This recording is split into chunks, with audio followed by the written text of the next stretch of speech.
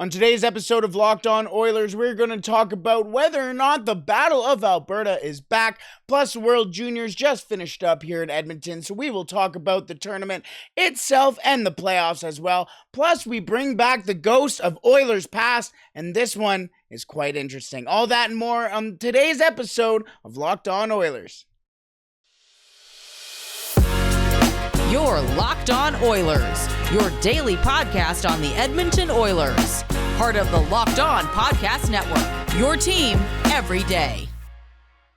Hello and welcome back to the Locked On Oilers podcast. I'm your host and former Oilers game day producer, Brett Holden. As mentioned on today's episode, we're going to be chatting about the Battle of Alberta as Nazem Kadri signed a 7-by-7-year deal in $7 million deal, I should say, in Calgary. And a lot of people have started to say the Battle of Alberta is back. Well, I'm taking a look at these two teams right now and I can't promise anything. We'll talk about that in just a second, but also on today's episode, the World Junior Championships just wrapped up this past weekend in Edmonton, and what a gold medal game that was. If you are a hockey fan, you are going to be talking about that game for a very long time. We will be talking about that later on today's episode. Plus, the ghost of Oilers past is back, and this one is a cult classic. We will talk about him and so much more on today's episode of Locked On Oilers.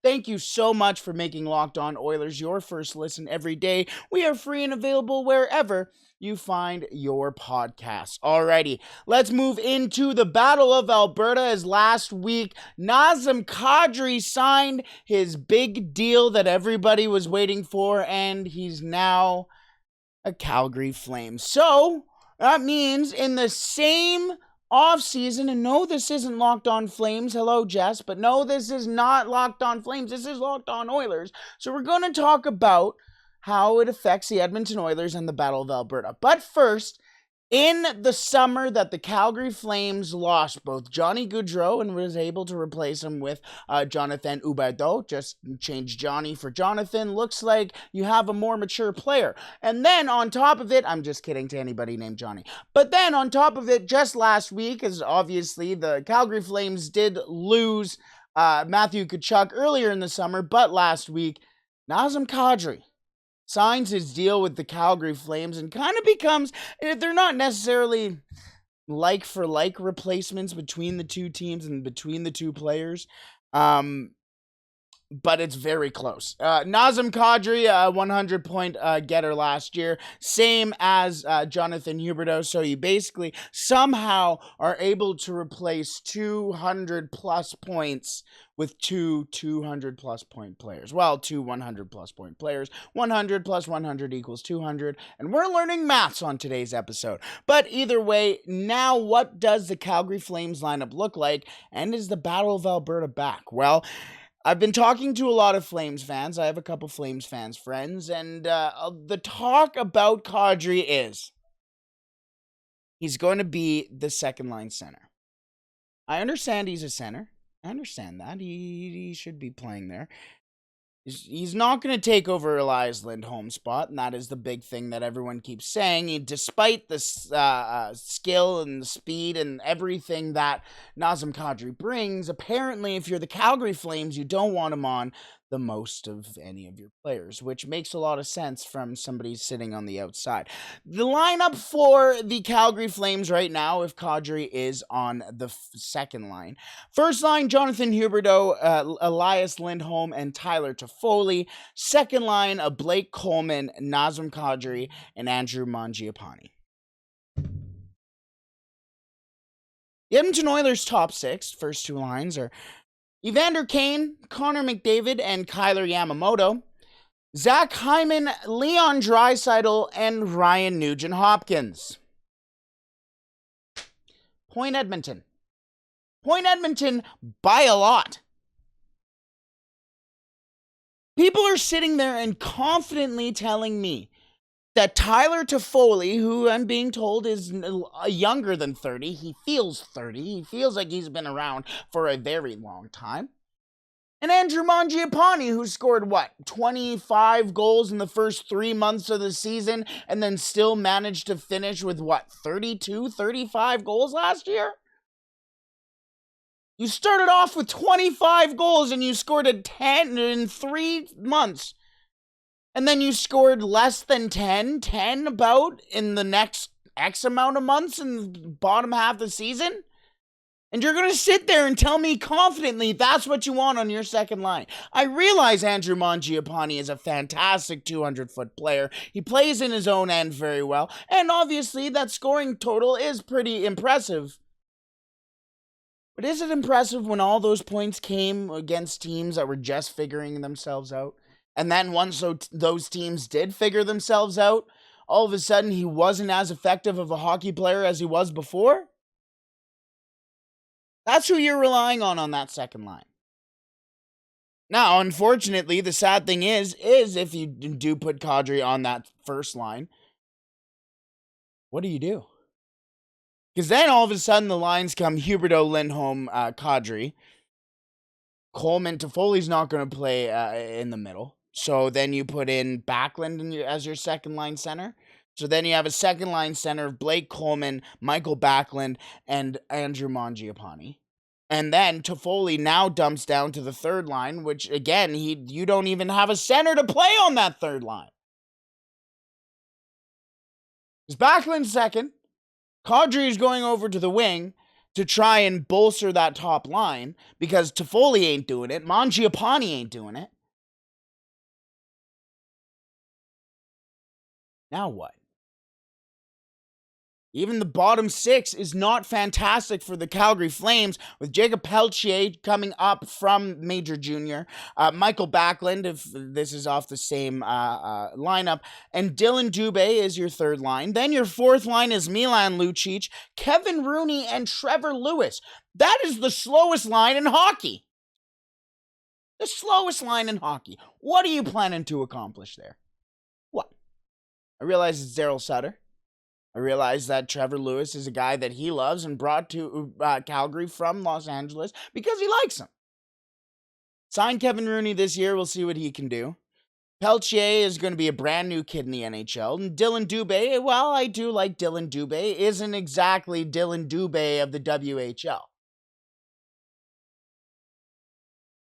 Meanwhile, the Edmonton Oilers have Dylan Holloway, Ryan McLeod, Jesse Puljujärvi, and if they're running an 11-7 and they trade Warren Foegele, they have Matthias Janmark and, let's just say, for the fun of it, Sam Gagner. 0.2 for Edmonton. That forward group of Calgary looks on paper, especially with Kadri and Huberdeau, decent, but it's not. You have so many more problems with Kadri being there. But again, you bring up the skill, you bring up the grit, and those are two players who fit the Calgary Flames model. Fair enough. They make sense on the surface. But now you take a look at the Edmonton Oilers, who is your cross-province rival, or basically, and you take a look at their team, and you're sitting there going, they're better than us. Not only are they better than us, but they have proven that the Edmonton Oilers can beat the Calgary Flames in a series with the team that they currently have. So what do when that rival team tries to beat you? You try and become better. And guess what? Calgary has not done that. The only thing that they are better at than the Edmonton Oilers is with their defense. And even then, I sit there and go, okay, yes, you know what? To be honest, yes, it's a very, very, very good defensive core. One of the best in the league. But Edmonton is very underrated. Dave Manson turned Cody Ceci and Tyson Barrie into very reliable options in their own end, especially down the stretch. Cody Ceci became the premier shutdown defenseman for the Edmonton Oilers in the playoffs and since February 10th. Darnell Nurse in the playoffs, while he wasn't fantastic, was playing with a torn hip flexor. A torn hip flexor for 3 series. I want you to tear your hip flexor and try to walk. Walk, not skate in a full-fledged series. 3 of them. Walk. It's difficult.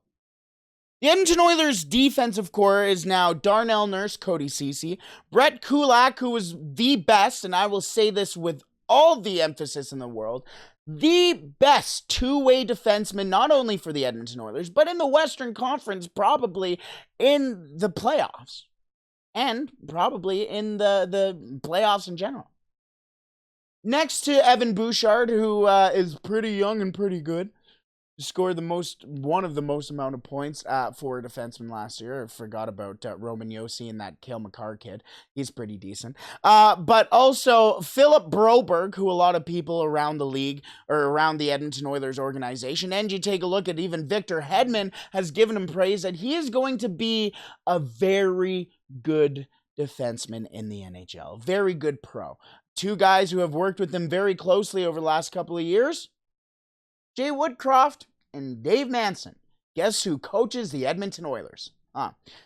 Tyson Barrie is also on that third pairing, and then if they do run 11-7, I put Niemelainen. I like his size. I like his grit. I like what he can do with the puck. It could be a Desharnais. There are a bunch of names that could eventually make that name, the squad.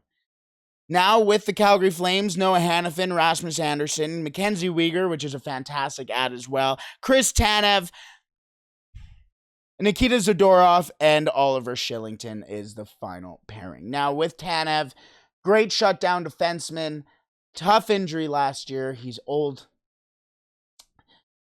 That's really it for me. I mean, Chris Tanev doesn't really do too much for me. Obviously, a fantastic shutdown defenseman. You see what he can do against Connor McDavid. That's when he was a year younger. Now, he's not getting any younger. And the team's going to rely on him, especially when they're facing guys like Connor McDavid, anybody really. Anybody that has a top star. I just can't stop thinking of Connor McDavid. Mackenzie Weegar, fantastic ad. The Flames also have 10 defensemen under contract on one-way deals. That causes issues. Battle of Alberta is back on, but unfortunately for Calgarians, unfortunately for Edmonton Oilers fans, the Edmonton Oilers are still the best team in Alberta by a lot. So that is where the Battle of Alberta sits for now. We will see if there's any more additions. Wink, wink, nod, nod. It sounds like Sam Gagner and potentially anybody ever heard of Patrick Kane before? I don't know. There's been some rumors around that, but that's not what today is about. That is a future thing. But either way, we will see how the Battle of Alberta turns out as the beautiful, beautiful people at the NHL, the great, great schedule makers, made only three matchups for the Edmonton Oilers and the Calgary Flames this year. What a great job done by them. Good for you. Either way, let's move on into the World Juniors, and we will talk about the World Juniors in just a second. But first, we have a message from NHTSA. You're hanging out with some friends and putting back a few drinks. A few becomes a few too many, and as the evening comes to an end and people start to head out, you think of calling for a ride. You live nearby and you can make it home okay. It's no big deal. Plus, what are the odds you'll get pulled over anyways? And even so, what's the worst that can happen? Your insurance goes up, you lose your license, lose your job, you total your car, you kill someone. Everyone knows about the risks of driving drunk. The results are tragic and often deadly. However, that still doesn't stop everyone from getting behind the wheel while under the influence. That's why police officers are out there right now looking for impaired drivers on our roads. Save lives. So if you think you're okay to drive after a few drinks, think again. Play it safe and plan ahead to get a ride. It only takes one mistake to change your life or someone else's forever. Drive sober or get pulled over. Alrighty, the World Junior Championships have just concluded here in Edmonton, and wow, what a gold medal game that was. Now, I guess before we get into the World Juniors, I should address kind of the issues that was around the World Juniors. Obviously, Hockey Canada has been in the middle of these sexual assault cases and a lot of sexual violence cases and incidents isn't the right word, but just a lot of really disgusting things around Hockey Canada. And I understand the want to not support Hockey Canada. I am completely beside you on that. Next to you on that. Where I start to not necessarily have an issue, but where I start to question some things is these kids had nothing to do with it. Not only the Canadian kids, but the Finnish kids who came all the way from Finland to play in a fantastic gold medal game. The Czechians, they had nothing to do with it, and they had a fantastic tournament, making it to the bronze medal game, beating the Americans. Beating teams that people really didn't think that they would.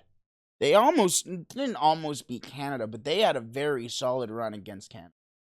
The Latvians won their first ever game at the World Juniors, and then made their way to the playoffs in the knockout round in the World Juniors, and then against one of the best teams in the country, or in the tournament, against Sweden, they only lost 2-1. The Swedes, who came all the way from Sweden to win a bronze medal. The Americans, who came up to try and defend their title.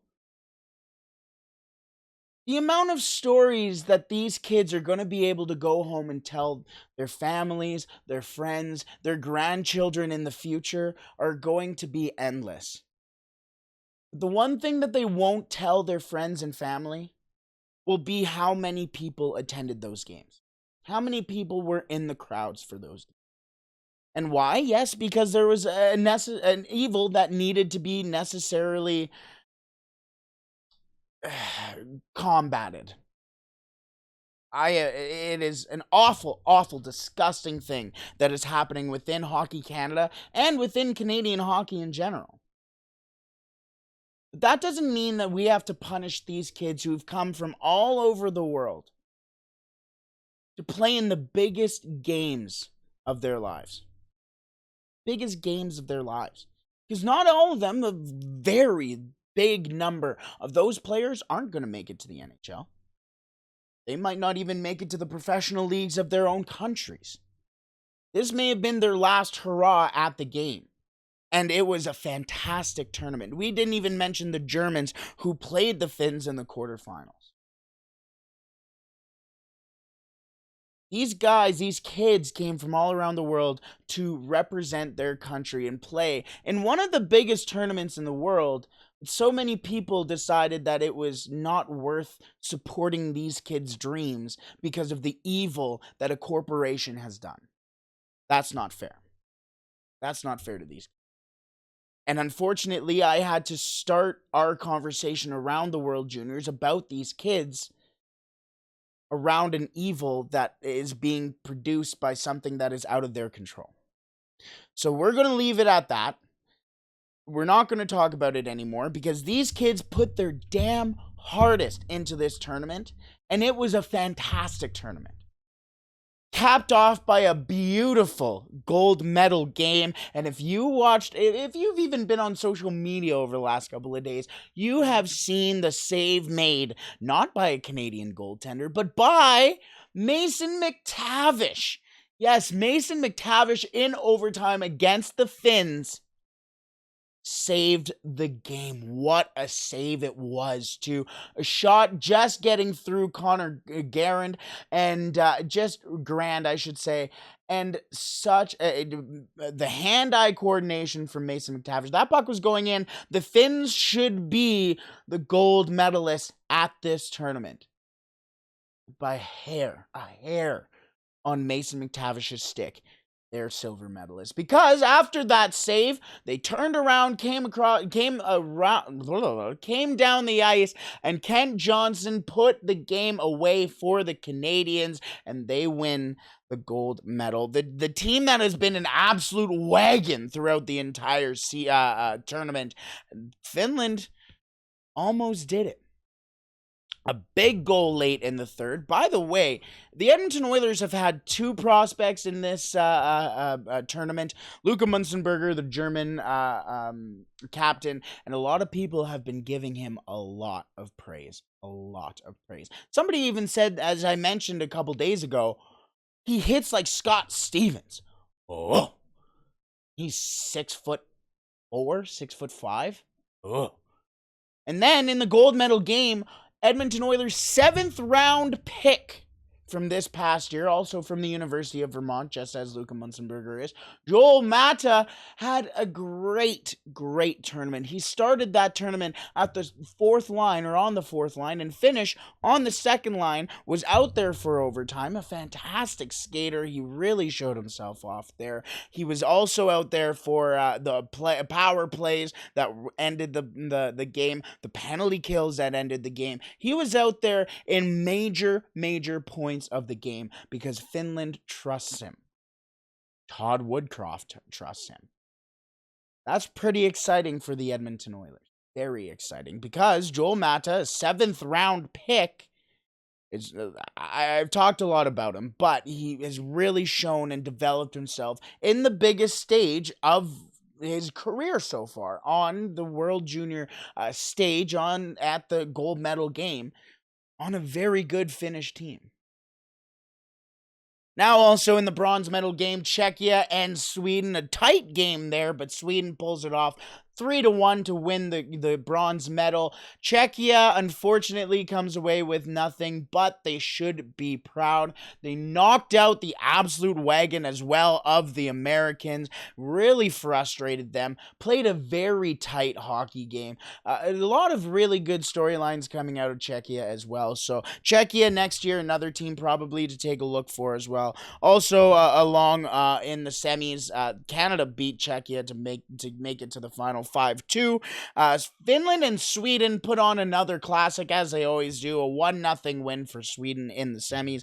And then the quarters are kind of what I wanted to talk about. Finland and Germany, the two Oilers prospects playing against each other. A very tight hockey game, 3-2 going into the third. Unfortunately, the Finns were just able to run away with, I say unfortunately from the German perspective, but the Finns were able to run away with it in the third, make it a 5-2 hockey game. 5th goal of the game scored by Joelmata. Yes, Joelmata, Edmonton Oilers prospect, and the guy who was on him, Luka Munzenberger. But then Latvia gave Sweden a great run for their money, a 2-1 win for Sweden over Latvia, after Latvia had just won their first ever game in the World Juniors to make it to the knockout stage, to knock out Slovakia, and they beat Czechia. That's what I'm talking about. Canada beat Switzerland 6-3, and then as well, obviously, Czechia beat USA 4-2. A great game there, a great tournament, and I said I would leave it there, but it's unfortunate that such a fantastic tournament had to be lost in so much crap that players in the tournament themselves had nothing to do with. Because that was an all-time tournament, really, truly. If that was happening in the winter, we wouldn't stop talking about it. Every single game, every single round was fantastic and came out with better storylines. But either way, I'm rambling on. That was the World Juniors. We're going to move into a guy, I don't think he ever played in the World Juniors. He shouldn't have. He shouldn't have. But the Edmonton Oilers did pick this guy in the second round of 2003, and since then he became a cult classic, a cult hero around Edmonton and around the Oilers organization. So who do you think it is? We will talk about him in just a second, but first I just want to thank you for tuning in to Locked On Oilers and making Locked On Oilers your first listen every day. Now for your second listen, make sure you tune in to Locked On NHL, where Locked On experts give you daily 30-minute podcasts on everything in the NHL all year long. Stay up to date on everything in the hockey world with Locked On NHL, your daily 30-minute NHL podcast. Alrighty. We're moving on to the ghost of Oilers past. And as mentioned, yes, the Edmonton Oilers selected this guy in the second round, 68th overall in the 2003 NHL draft. I'm pretty sure that was also the same year the Edmonton Oilers drafted Ales Hemsky, if I'm not mistaken. He was born April 29th, 1985. He stands 6'3", 231 pounds, and is from Montreal, Quebec, Canada. Wore number 22 for the Edmonton Oilers. His name is Big Bad Jean-Francois Jacques. Yes, Jean-Francois Jacques, JF Jacques, if you're lazy like I am, is today's ghost of Oilers past. Interesting career for Jean-Francois Jacques. Very much a career AHLer. You know what? Maybe that's not a fair. He was up and down throughout his career, but the reason why I say a career AHLer was because that was where he got most of his points. Taking a look at his NHL stats in his career. Interesting. In his first year in 2005-2006 with the big club, 7 games played for Jean-Francois Jacques. No goals, no assists, no points. Then the following year, in 06-07, he played 37 games with the big club with the Edmonton Oilers. No goals, no assists, no points. The following year, though, in 2007-2008, Jean-Francois Jacques got into 9 games with the Edmonton Oilers. No goals, no assists, no points. But in 08-09, Jean-Francois Jacques got into 7 games that year. 1 goal, finally getting his first goal in 4 seasons in the NHL, playing, 37, 9, that's 46, plus 7 is 50-something, plus 7. In about 60 games, he finally got his first goal in the NHL. No assists, 1 point in 2008-2009. And then in 2009-2010, that is when he finally really played the most amount of games with the Edmonton Oilers. 49 games played in the NHL. 4 goals, 7 assists, 11 points for JF Jacques. I think if you go on Twitter and look up JF Jacques, a lot of the tweets around it is just making fun of how the fact that he played on the first line for the Edmonton Oilers sometimes makes 0 sense to me, but he did. I remember him also playing on the first line, and with the movement that the Edmonton Oilers really did back in that day to really balance that really bad Oilers team. I'm not gonna lie, the Edmonton Oilers from 2008, obviously, because we have the decade of darkness, but from about 2008 to 2013, really 14, that team was bad. Even 2015, when the Oilers finally got McDavid, that team was still really bad. Obviously, because then I think the next year, no, because the next year we got Tyler Yamamoto, so maybe not. But either way, yes. 4 goals, 7 assists, 11 points for him in his final year with the Edmonton Oilers. Then he got traded to the Anaheim Ducks in 2010. And in 2010-2011, a fantastic season, not really, for JF Jacques in 51 games played. 4 goals, 1 assist, 5 points.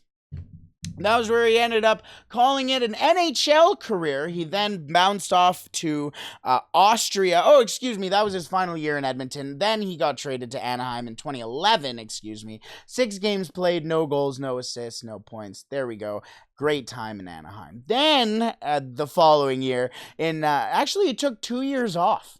He took 2 years off, then got a contract in Austria in 2014-2015. His final year in the NHL was 2011-2012. But then in 2014-2015, 53 games played out in Austria, and this is when he finally got back to his major junior form of JF Jacques. 17 goals, 16 assists, 33 points. 42 games played the next season, again in Austria. 18 goals, 19 assists, 37 points. He was figuring it out over there, and then all of a sudden he decides, you know what, I'm going to take my talents to Germany. because in 52 games, he scored 9 goals, 7 assists, 16 points. Solid. Looks like his NHL numbers. Actually better than his NHL numbers. And then the final year, basically, of his career, he came back to Canada. He went to Quebec and played in the LNAH, which is like that really over-the-top physical Quebec hockey league where everybody just fights all the time, and that's all anybody cares about. And if there's a goal, everyone's like, yay! But then there's a fight, and everyone's like, yeah! That's that league. He played 4 games in the LNAH, 4 games, 2 goals, 4 assists, 6 points in the LNAH. And then he decided, you know what, I'm going to Alps HL. I don't know where that is. If I were to guess, it's probably in Switzerland because it has the Alps. 7 games played there, 2 goals, 6 assists, 8 points for... You know what, Jacques, obviously a second-round pick. I kind of, not really remember him coming out of Major Junior, but I remember him as a younger player. I remember not necessarily the hype that he had, but he was obviously a second-rounder, a guy that scored hundreds of points down in the QMJHL. Obviously a guy who also had hundreds of penalty minutes as well in the QMJHL, but just never was really able to translate the QMJHL or the Major Junior Hockey into the National Hockey League and really be able to figure it out there. A career hockey player, a pro hockey player for Jacques. I was genuinely shocked by how long Jean-Francois Jacques played in the NHL. Because I remember him being bad. And I never understood why he was consistently in the lineup for the Edmonton Oilers. Or not even consistently in the lineup, just consistently in the organization guy that a lot of people were just like, oh yeah, Jean-Francois Jacques should be there. Well, in 4 years, he finally scored his first goal. I don't know. I guess hindsight's 2020, but I remember seeing Jean-Francois Jacques in United Cycle the day of the first game of the season for the Edmonton Oilers. It was at like 1 p.m. Actually, no, it was like 3 p.m. I would just walk past him and like, oh, that's Jacques. Why do I even know that's Jacques? It came up and like, best of luck this year or whatever. I think that was the year he scored 1 goal. So, hey, you're welcome, everybody. Either way, we shall call it there. Today's ghost of Christmas past, today's ghost of Oilers past, is Jean-Francois Jacques. Thank you so much for tuning in today. As mentioned, we are down to 3 episodes a week until the season really gets going, until spring training. I keep doing that. Till training camp gets back and rolling here. So not a lot. I'm hoping. It seems like the Edmonton Oilers are in a little bit of a rumor mill. Obviously, they need to move some cap space out. They need to re-sign Ryan McLeod, whether that's Tyson Barrie who leaves, Warren Fogle who leaves. We shall see. But once that happens, I will be here for you with Locked On Oilers. You can find us on Twitter at Locked On Oilers. You can also make sure you subscribe to us if you haven't already on YouTube at Locked On Oilers. It would be greatly appreciated. Plus, then you get to know first when episodes are coming out and what time. Plus, we get to interact even more. Either way, let's call it there. I hope you have a wonderful Monday. Take advantage of this week and win your day. Stay safe and play La Bamba, baby.